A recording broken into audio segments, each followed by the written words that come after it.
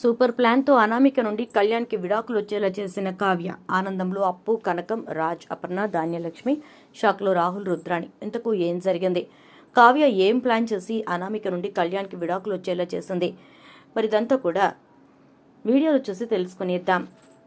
Brahmamudi upcoming ఎపిసోడ్స్లో ఏం జరగబోతోందనేది ముందుగా తెలుసుకోవడానికి వీడియోని లైక్ చేసి ఛానల్ను సబ్స్క్రైబ్ చేసి పక్కనే ఉన్న బెల్ ఐకాన్లో ఆల్ ట్యాప్ చేయండి. ఇక మొత్తం మీద చూసుకున్నట్లయితే కనుక కావ్య అయితే సాక్ష్యాధారాలు సంపాదించాను అని వాటిని కోర్టులో సబ్మిట్ చేసింది. అలా సబ్మిట్ చేసేసరికి ఒక్కసారిగా అందరూ షాక్ అయ్యారు. కావ్య ఎప్పుడు వెళ్ళింది, ఎప్పుడు సాక్ష్యాలు సంపాదించింది, తనే ప్రత్యక్ష సాక్షి కావడం ఏంటి అని చెప్పేసి అనుకుంటూ చూస్తూ ఉంటే కోర్టులో తన అనామిక ఇంటికి వెళ్ళి తనతో మాట్లాడిన మాటలతో కూడినటువంటి ఆడియో రికార్డుతో పాటు ఒక వీడియోని కూడా చూపిస్తుంది. ఒక్కసారిగా అది చూసి అనామిక షాక్ అయిపోతుంది. నువ్వు నా ఇంటికి వచ్చింది నన్ను రెచ్చగొట్టడానికా? నా దగ్గర నుంచి నా అంతట నేనుగా నీకు నిజం బయట పెట్టేలా చేయటానికా అని చెప్పి అనుకుంటూ బాధపడుతూ ఉంటుంది. ఇక జడ్జి గారు అదంతా చూసి, ఏంటమ్మా అనామిక ఇదంతా, నువ్వు నీ కాపురాన్ని సరిచేసుకోవాలి అని చెప్పి అనుకోవడం మంచిది, కానీ ఇలా కేవలం డబ్బు కోసమే పెళ్లి చేసుకున్నాను అని చెప్పి చెప్పడంలో నిజంగా చాలా బాధగా ఉంది. ఆడపిల్లలు మరీ ఇంతలా ఉంటే ఎలా అమ్మా అని చెప్పేసేసి ఇక జడ్జి గారు అంటారు. అలా అంటున్న జడ్జి గారి మాటలతోటి ఇక ఒక్కసారిగా అనామిక, లేదు సార్, ఇదంతా కావాలని చేశారు అని చెప్పని అంటూ ఉంటే, కావాలని ఎందుకు చేస్తారమ్మా? ఎవరికేం అవసరం కావాలని చేయటానికి? ఎవరికి ఏమీ అవసరం ఉండదు. నువ్వే ఇదంతా కావాలని చేస్తున్నావు, అర్థమవుతోంది అని చెప్పేసేసి ఇక జడ్జి గారు అంటారు. లేదు సార్, నేనెందుకు కావాలని చేస్తాను, నేను నా భర్త కావాలి అనుకున్నాను అంతే అని చెప్పని అనగానే ఇక వెంటనే జడ్జి గారు అయితే, నువ్వు భర్త కావాలి అని చెప్పని అనుకున్న దానివైతే మీ తోటి కోడలు నీ దగ్గరికి వచ్చినప్పుడు అలా మాట్లాడవు, అనవసరంగా గొడవ పెట్టుకో, అవునా కాదా అని చెప్పని అంటే, నేనేం గొడవ పెట్టుకున్నాను సార్ అని చెప్పని అంటుంది అనామిక. ఏం గొడవ పెట్టుకున్నావో తెలీదా? నోటికి వచ్చినట్టు అలా మాట్లాడావు. మీరు ఇద్దరూ కూడా ఆస్తి కోసమే ఆ ఇంటికి వచ్చారని అందరూ అనుకుంటారు, కానీ మీకిద్దరికీ కూడా ఆస్తి మీద ఆశ లేదు, ఆస్తి మీద కోరిక లేదు. ఆ ఆశతో కోరికతో ఆ ఇంట్లో అడుగు పెట్టింది నేను అని చెప్పి నీ నోటితో నువ్వే స్వయంగా చెప్పావు. మరి ఆ మాటల్ని ఏమంటారు అనామిక, చెప్పు అని చెప్పేసేసి కట్ నుంచి జడ్జి గారు అంటూ ఉంటారు. ఒక లాయర్ గారు మళ్ళీ వాదన మొదలు పెడతారు. సార్, ఏం చేసినా ఎంత చేసినా ఒక్కటే చెప్తున్నాను సార్, అనామికకి కేవలం కళ్యాణ్ ఒక బ్యాంకు లాంటివాడు. తనకు కావలసినప్పుడు డబ్బంతా తీసుకొచ్చి కుమ్మరిచ్చాలని చెప్పి చెప్తోంది. ఆఫీస్కి వెళ్ళి కోటాను కోట్లు సంపాదించి డబ్బు కుమ్మరిస్తే ఆ డబ్బుతో తను హాయిగా ఉంటానంటోంది. తన పేరెంట్స్కి కావాల్సిందేదో తను చేసుకుంటానంటోంది. మరి దీన్ని బట్టి ఏమనాలి సార్ అంటూ ఉంటే, అదే వింటున్నాను, మొత్తం వింటున్నానండి లాయర్ గారు, మొత్తం వింటున్నాను. ఇలాంటి ఆడపిల్లలు ఉంటే ఇంకా కాపురాలు ఏం సాగుతాయి, సంసారాలు ఏం సాగుతాయి అని చెప్పేసేసి జడ్జి గారు అంటారు. అలా అన్న తర్వాత మొత్తానికైతే అనామిక కరెక్ట్ పర్సన్ కాదు అని చెప్పేసేసి అందరికీ అర్థమైపోతుంది. ఇక కావ్య, సార్, ఇప్పుడు మా మరిదికి అనామికకి విడాకులు ఇవ్వడం కుదురుతుందా అంటే, ఇది సాక్ష్యంగా మనకి పనికొస్తుందమ్మా, కానీ ఆ అమ్మాయి నేను వదలను అంటోంది కదా, ఆ అమ్మాయి వైపు ఏదైనా తప్పుందని గట్టిగా మనం నిరూపించగలిగితే చాలు, ఇక ఎటువంటి ఇబ్బంది లేకుండా ప్రశాంతంగా మీరు అనుకున్నట్టు విడాకులు వస్తాయి. ఒక మనిషిగా నేను ఆలోచించి చెప్పేది ఏంటంటే, ఆ అమ్మాయి తనంతట తానుగా అన్ని నిజాలు ఒప్పుకుంది కాబట్టి ఆ ఒప్పుకున్న నిజాలని బేస్ చేసుకుని కళ్యాణ్కి మనం విడాకులు ఇచ్చేయొచ్చు. కానీ అలా విడాకులు ఇవ్వాలి అంటే కళ్యాణ్ చెప్పిన మాటల్ని మనం ఆలోచించాలి. ఎందుకంటే అనామిక ఏ మాటలైతే మాట్లాడిందో అవన్నీ కూడా కళ్యాణ్కి తెలియలేదు, గ్రహించలేదు.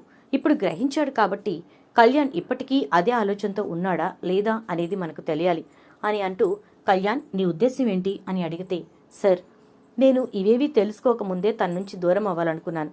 ఇప్పుడు తన పూర్తి నిజస్వరూపం తెలిసిన తర్వాత దూరం అవ్వకుండా ఎలా ఉంటాను చెప్పండి సార్ అని చెప్పని అంటూ ఉంటే, అయితే ఇక నీకు విడాకులు ఇవ్వడం కన్ఫామ్, బట్ అనామిక వైపు నుంచి తప్పు కనిపించాలి, ఇది మాత్రం ఖచ్చితంగా జరగాలి అని అంటే, అలాగే సార్, నేను చూపిస్తాను, ఖచ్చితంగా అనామిక వైపు ఉన్న తప్పుని నేను చూపిస్తాను అనేసి అనామిక ఎలాంటిదో, ఏం చేసిందో, ఏ విషయం మా అందరి దగ్గర దాచిపెట్టిందో ఆ విషయాన్ని నేను బయటపెడతాను అని చెప్పి కావ్య, నాకు ఒక్కరోజు టైం ఇవ్వండి అని చెప్తుంది. ఇక అలా అనేసరికి ఒక్కసారిగా షాక్ అయిపోతుంది అనామిక. దీని దగ్గర ఇంకేం సాక్ష్యాలున్నాయి, ఏమేం పెట్టుకొని ఇది నన్ను ఇలా ఆడిస్తోంది అని చెప్పని అనుకుంటూ ఇక అనామిక సైలెంట్ అయిపోతుంది. బయటకు వచ్చేస్తుంది అందరితో పాటుగా. ఇక బయటకు వచ్చిన తర్వాత కావ్య అనామికని, నీ గురించి ఇంకా ఇంకా తెలిసిన విషయాలు చాలా ఉన్నాయి, కానీ వాటన్నిటినీ బయట పెడితే నీ పరిస్థితి ఏమవుతుందో అని చెప్పి నేను ఆలోచించాను. బట్ పెట్టాల్సిన పరిస్థితి వచ్చేసింది, ఆ టైం వచ్చేసింది కాబట్టి ఖచ్చితంగా నేను ఆ విషయం గురించి బయట పెట్టాల్సిందే అంటూ ఉంటే, ఏ విషయం గురించి ఏ విషయం గురించి అంటే, నువ్వు ఎవరి గురించి మా అందరి దగ్గర దాచావో, అసలు ఎవరి కోసం ఇదంతా చేస్తున్నావో ఆ విషయం గురించి అనగానే, ఏ విషయం దాచాను నేను, ఏ విషయం దాచానని చెప్పని అంటున్నావు అని అంటూ ఉంటే, చెప్తానుగా, ఏ దాచావో అదే బయటకు వస్తుంది, వాళ్లే వచ్చి చెప్తారు అంటూ ఇక చాలా మాటలు మాట్లాడుతుంది ఇక కావ్య. అయితే ఆ మాటలతో ఒక్కసారిగా షాక్ అయిపోతుంది అనామిక. ఎందుకంటే ఏ విషయం గురించి అయితే ఎవరికి తెలియకూడదు అనుకుందో ఆ విషయమే బయటకు వచ్చిందా ఏంటి అని చెప్పేసి ఆలోచిస్తూ ఉంటుంది. ఇక అలా ఆలోచిస్తూ అనామిక డౌట్గానే ఇంటికి వెళ్తుంది. అలా వెళ్ళేసరికి ఇంటి దగ్గర అనామికకి ఊహించినటువంటి పరిణామం ఎదురవుతుంది. కావ్య ఆల్రెడీ అక్కడికి వెళ్తున్నటువంటి అనామిక మొదటి భర్త ఎవరైతే ఉన్నారో అతనితో చెప్పింది మొత్తం రికార్డ్ చేయమని చెప్పి. అలాగే చేస్తాను మేడం అని చెప్పి అనామిక దగ్గరికి వెళ్తాడు. ఏంటి అనామిక, ఇప్పుడు నాతో ఎలాగో విడాకులు తీసుకోవడానికి ప్రిపేర్ అయ్యావు, తీసుకోకముందే కళ్యాణ్ని పెళ్లి చేసుకున్నావు, సరే ఆ విషయాలు పక్కన పెడితే ఇప్పుడు మళ్ళీ కళ్యాణ్ తోటి నువ్వు విడాకులు తీసుకుంటున్నావు, ఏంటిదంతా అసలు అర్థం కావట్లేదు అంటే, నువ్వెందుకు వచ్చావు, నిన్నెవరు రప్పించారు అంటుంది. ఒకళ్ళు రప్పించేదే ఉంది, ఎవరికైనా మన విషయం తెలుసుంటే రప్పించారు అనుకోవచ్చు, అసలు మన విషయం ఎవరికి తెలుసు అని చెప్పి రప్పిస్తారు, ఎవరు నా దగ్గరికి వస్తారు, ఎవరు నాతో మాట్లాడతారు అని చెప్పని అంటూ ఉంటే, నాకెందుకో ఇదంతా కావ్య ప్లాన్ అనిపిస్తోంది అంటే, కావ్యనా, కావ్య ఎవరు అని చెప్పని అంటాడు. అబ్బా నటించుకు, ఇదంతా కూడా కావ్య ప్లానే, నాకు తెలిసిపోతోంది అని చెప్పని అంటుంది ఇక అనామిక. అనగానే ఆ కావ్య ఎవరో నాకు తెలీదు, అండ్ అలాగే ఆ కావ్యతో పాటు ఈ గొడవ ఏంటో నాకు తెలీదు, నాకు తెలిసిందల్లా ఒక్కటే, నువ్వు కళ్యాణ్ నుంచి దూరం అవ్వాలనుకుంటున్నావని, కళ్యాణ్ని పెళ్లి చేసుకుని సంతోషంగా ఉంటావులే అని చెప్పి నేను అనుకున్నాను, కానీ నువ్వు కళ్యాణ్ని పెళ్లి చేసుకుని సంతోషంగా ఉన్న విషయం పక్కన పెడితే నువ్వు కళ్యాణ్కి విడాకులు ఇవ్వాలనుకుంటున్నావు అని తెలిసింది.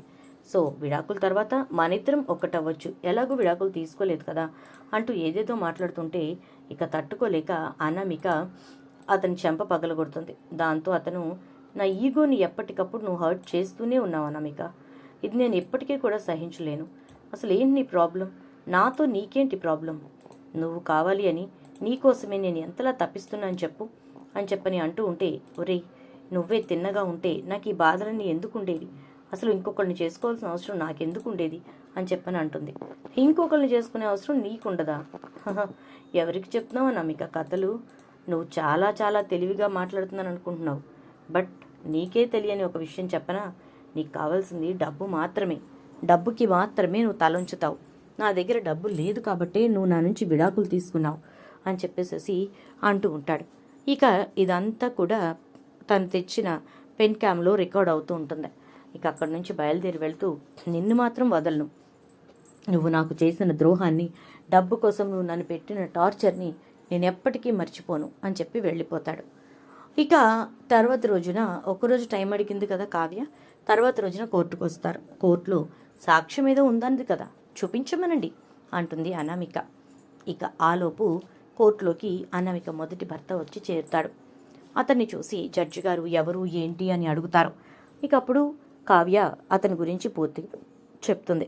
సాక్ష్యం ఏంటి అని చెప్పని అనగానే, ఇదే సాక్ష్యం సార్ అని చెప్పి ఫోన్లో ఆ పెన్ డ్రైవ్లో ఉన్న వీడియో మొత్తాన్ని ఎక్కించి ఫోన్ జడ్జి గారికి ఇస్తుంది.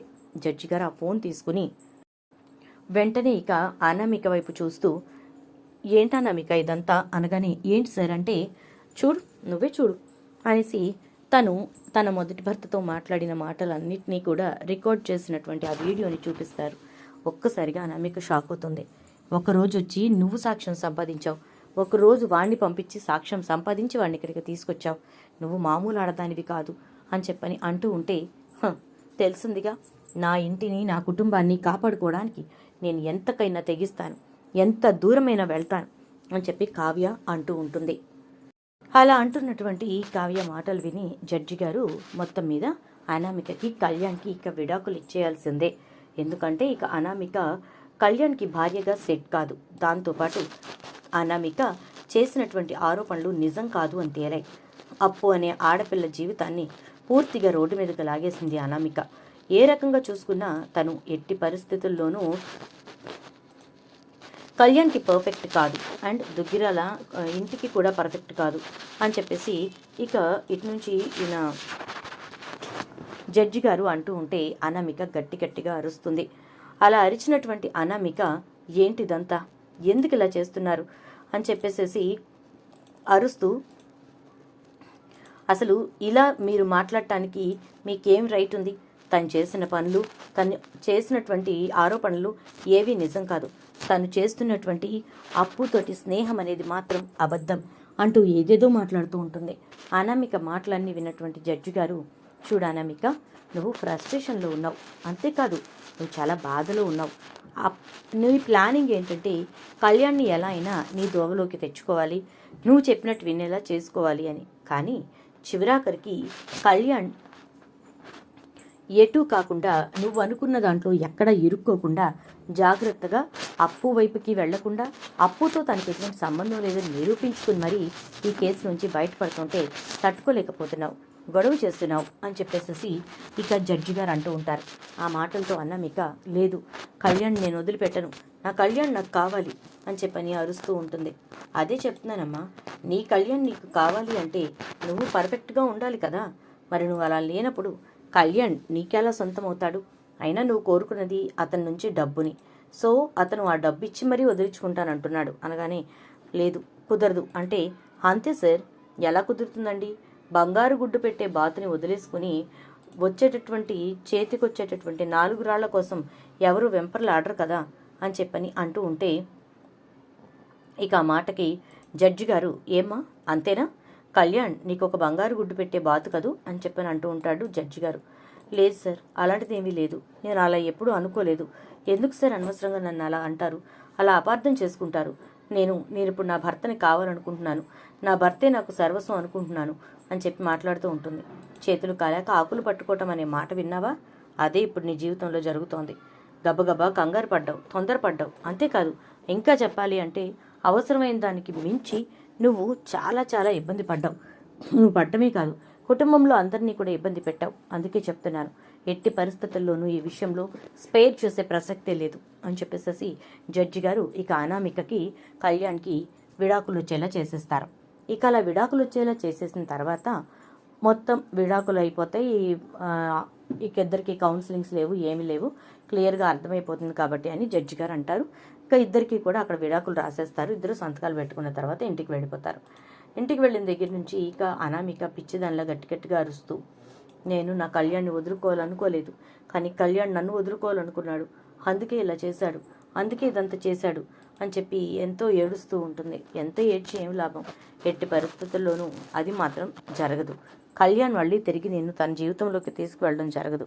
ఎంతలా చెప్పాం, ఎంతలా నచ్చజెప్పే ప్రయత్నం చేశాం, నువ్వు విన్నావా, నువ్వు మా మాట విన్నావా అంటూ వాళ్ళ అమ్మ ఇంకా వాళ్ళ నాన్న ఇద్దరు కూడా అనామికను తిడుతూ ఉంటే పిచ్చి దానిలో ఏడుస్తూ ఉంటుంది అనామిక. అలా ఏడుస్తున్న అనామిక దగ్గరికి అప్పు వస్తుంది. అలా వచ్చినటువంటి అప్పు అనామిక వంక చూస్తూ, చెప్పు ఏంటి, అనవసరంగా ఇదంతా చేసుకున్నానే అని ఇప్పుడు బాధపడుతున్నావా? అసలు ఎందుకు నేను ఈ గొడవంతా చేశానా అని చెప్పి ఇప్పుడు ఆలోచిస్తున్నావా? నా జోలికి వచ్చి తప్పు చేశానని చెప్పని అనుకుంటున్నావా అంటే, ఏ అప్పు, నిన్ను మాత్రం వదిలిపెట్టను, నువ్వు నా కళ్యాణ్ని లాక్కున్నావు అనగానే, నేను లాక్కోలేదు, నీ అంతట నువ్వే కళ్యాణ్ని నా జీవితంలోకి వచ్చేలా చేశావు. అసలు అక్కడ ఏమీ లేకపోయినా కావాలని చెప్పి నువ్వు గొడవ చేశావు. గొడవ చేయటమే కాదు, ఉన్న వాళ్ళందరికీ కూడా లేనిపోని సంబంధాన్ని అంటకట్టి మా ఇద్దరి మధ్యన ఏదో ఉంది అని అందరూ నమ్మేలా చేశావు. ఇది నువ్వు చేసింది, ఇది నీ నిర్వాకం, ఇది నీ భాగవతం అంటూ అప్పు మాట్లాడుతున్న మాటలకి అనామిక బాధపడుతూనే, సరే అలాగే అయితే చెప్తున్నాను కదా, ఈ రోజు నుంచి ఇక కళ్యాణ్ ముఖం చూడను, ఏం చేసుకుంటావో చేసుకో, మీరిద్దరూ కలిసి ఊరేగండి, ఏమన్నా అవ్వండి, నాకు అనవసరం అని చెప్పని అంటూ ఇక అనామిక లోపలికి వెళ్ళిపోతుంది. అప్పు అక్కడి నుంచి బయలుదేరి కళ్యాణ్ వాళ్ళ ఇంటికి వెళ్తుంది. అక్కడికి వెళ్ళేసరికి కళ్యాణ్ రా బ్రో అంటూ పిలిచేసరికి ఇక కళ్యాణ్ దగ్గరికి వెళ్ళి కూర్చున్నటువంటి అప్పుని చూసి "హ్మ్, ఇలా చేసే కదా మొత్తాన్ని నా కొడుకు జీవితాన్ని ఇక్కడికి తీసుకొచ్చి పెట్టారు." ఇక అలా కళ్యాణ్ పక్కన కూర్చున్న అప్పుని చూసి ధాన్యలక్ష్మి అలాగే మాట్లాడుతుంది. "నువ్వు అలా మాట్లాడకు పిన్ని, ఎన్నిసార్లు చెప్పినా కూడా నువ్వు అపార్థం చేసుకున్నదే కాకుండా వాళ్ళ మనస్సుల్లో అనవసరమైనటువంటి ఆలోచనలు వచ్చేలా నువ్వే చేస్తున్నావు" అని చెప్పేసేసి అంటూ ఉండేసరికి, "సరే నేనే చేస్తున్నాను, మరి నేనే చేసినట్టయితే ఇదంతా ఏంటి రాజ్, ఇంత గొడవ దేనికి జరిగినట్టు, వాళ్ళిద్దరి మధ్యన ఇంత మిస్అండర్స్టాండింగ్స్ ఎందుకు వచ్చినట్టు, ఇదంతటికీ కారణం అప్పు కాదా అంటే కాదు పిన్ని, ముమ్మాటికి అప్పు కాదు, దీనంతటికీ కారణం కళ్యాణ్ మొదటి నుంచి అనామికకి అనవసరమైన చనువిచ్చాడు. అంతేకాదు తను అర్థం చేసుకోలేకపోతోంది అనుకున్నప్పుడు తన్ని దారిలో పెట్టుకోవాల్సిన బాధ్యత కళ్యాణ్దే. కానీ తను అలా చేయలేదు. దారిలో పెట్టుకోకపోగా తను ఏదంటే దానికి సరే అంటూ వచ్చాడు. చివరాఖరికి తొండ ముదిరి ఊసరవలి అయినట్టుగా అనామిక ఇలా తయారైంది అని చెప్పేసేసి అంటాడు ఇక రాజ్. అయితే అలా అనేసరికి ఇక ఒక్కసారిగా బాధపడుతూ అప్పు అక్కడి నుంచి వెళ్ళిపోబోతుంటే, "అప్పు నువ్వే తప్పు చేయనప్పుడు ఎందుకు వెళ్ళాలి, వెళ్ళకు, ఇక్కడే ఉండు" అని చెప్పేసేసి అంటారు.